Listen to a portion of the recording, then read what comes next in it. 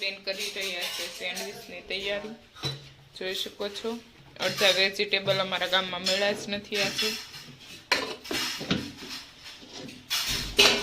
માટેનો મસાલો તૈયાર થઈ ગઈ છે. હિરલબેનને બ્રેડ પાવ ભરવાના ચાલુ કરી દીધા છે. બનાવી રહ્યા છે.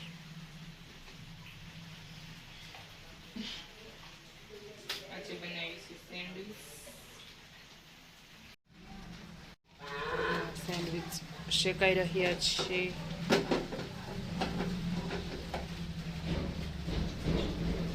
હિરલબેન ભરી રહ્યા છે.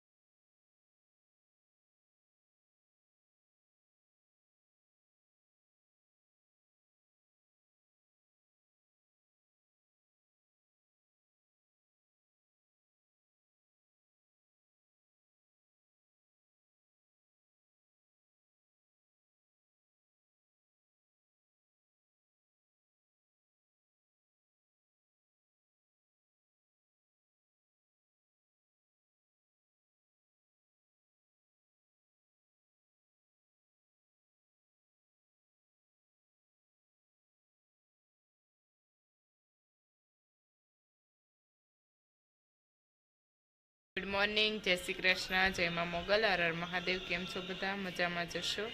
અને હવે જોઈએ કે આગળ આખો દિવસ શું કરીએ. તો આજે છે ને મેં બ્લોગ શૂટ કર્યો જ નથી. 3-4 વાગી ગયા. હવે થોડુંક કરશું, કંઈક જો કરશું. કેમ કે આજે એકદમ કંટાળો આવતો, કેમ કે કાલે જન્માષ્ટમી ગઈ અને વારંવાર બહાર જવાનું એ બધું હતું અને વરસાદનું વાતાવરણ. આજે પછી ઘરે બધી સાફ સફાઈ કરી છે અને બસ બહુ કંટાળો આવતો એટલે બ્લોગ નથી શૂટ કર્યો. હવે હું કરીશ. અને અત્યારમાં મારે બનાવવાની છે ચા. પ્રકાશભાઈને પીવી છે એટલા માટે ઓર્ડર આવી ગયો છે ચા બનાવવાનું અને હવે બનાવીશ. કેમ કે 4 તો વાગી ગયા છે. હિંચકા ખાવા માંડ્યા છે. આમાં છે અમે ટીંગી બેન. અમે ટીંગી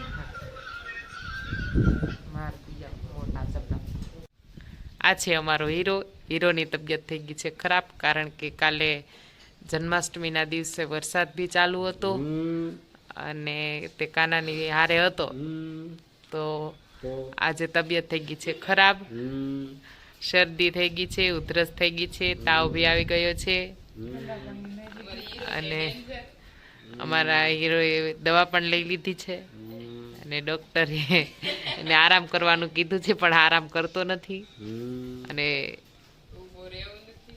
અને શું નથી, એને રખડવું છે નકરું.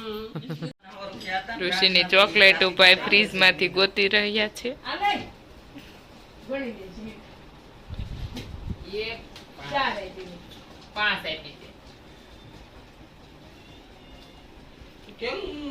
ઋષિ ન પાઈ જશે ભૂલમાં વધારે પૈસા.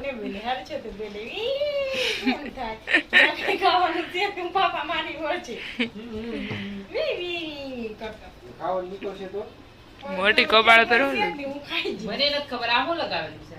એ તો શ્રીફળ છે. બેઠો બેઠો કેડબરી એ બાપરે આ હેનું સ્ટીકર લગાવી દીધું. કેડબરી ખતમ હો ગઈ મેરે ભાઈ. ચોકલેટ મળી થાપા મારીને વેવા. ઋષિબેન નું કઈક પડી થાય. રામ રામ ને સીતારામ. વરસાદ વરસી રહ્યો છે.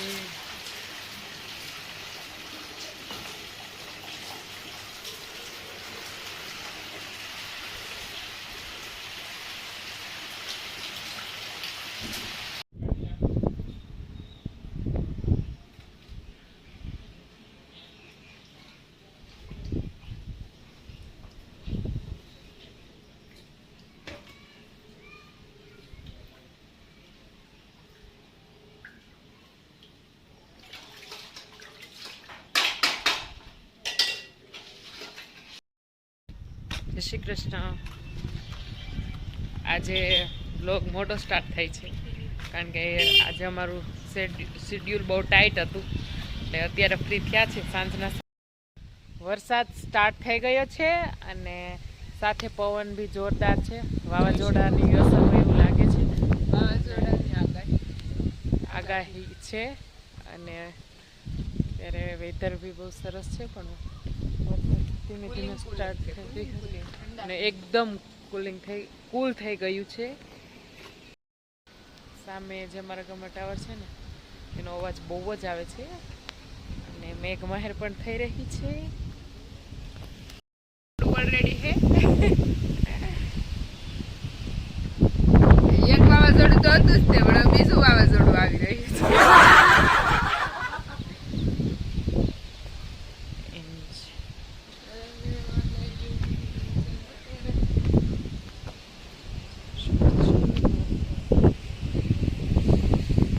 બહુ જ પવન મસ્ત વાત તો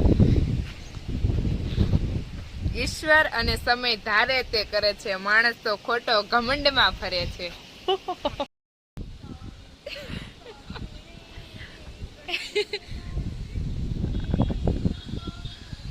બહુ મસ્ત વેધર છે. સુપર ડુપર વાતાવરણ છે અત્યારે.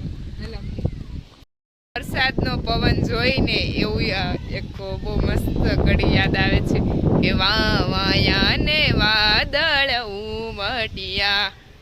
સેમ ટુ સેમ અત્યારમાં એવું જ છે. અત્યારમાં બ્લોગ શૂટ કરવા માટે આવેલા હતા એટલે બ્લોગ તો નહીં, થોડાક બીજા કામથી. પણ મીનાક્ષી દીદીને એટલો સુકૂન મળી ગયો ને આમ જોવે જાણે ભગત બેઠી જાય નીચે એવી રીતના બેસી ગયા છે. અને આમ પણ વેધર બહુ જ મસ્ત છે. જો પાછળ પવન બહુ મસ્ત વરસાદ છે ધીમે ધીમે અને આમ એકદમ કુલિંગ લાગે છે. મીનાક્ષી બેન સુકૂન લઈ રહ્યા છે, જોઈ શકો છો. હેલો ગાઈસ,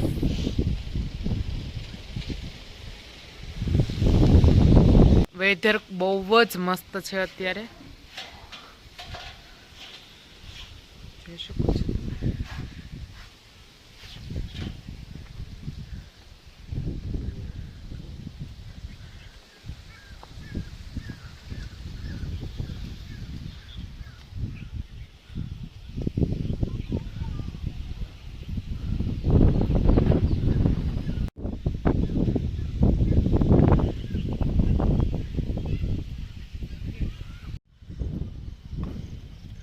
આજે બધા એવું કહે છે કે વાવાઝોડાની આગાહી છે. બેન કે વરસાદ સ્ટાર્ટ ફૂલ થઈ ગયો છે અને અમે હવે ફસાઈ ગયા છીએ. જોઈ શકો છો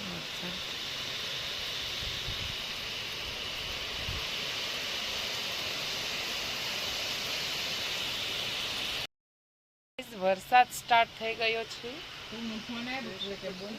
હેલો,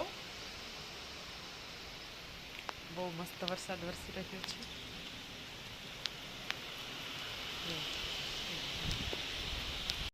હું અને હિરલ બંને ફસાઈ ગયા કારણ કે વરસાદ થઈ ગયો છે ચાલુ ટેરેસ પર. અને જો ગામમાં અને જો અમે આવી રીતે જશું આખા ગામમાં ફૂલ વરસાદ આવે છે. અમે ફસાઈ ગયા છીએ. હવે શું કરીએ? જાવું છે હવે પલળતા, કેમ કે બે મોબાઈલ પલળી જાય ને બે ખાટું થઈને અમે અહીંયા ઊભા રહી ગયા છીએ. ચલો ગાઈઝ, અમે જઈએ છીએ હવે ઘરે. વરસાદ સ્ટાર્ટ થઈ ગયો છે. ખોટું વરસાદમાં પલળવું એના કરતાં તો ઘરે જતું રહેવું. આ બધું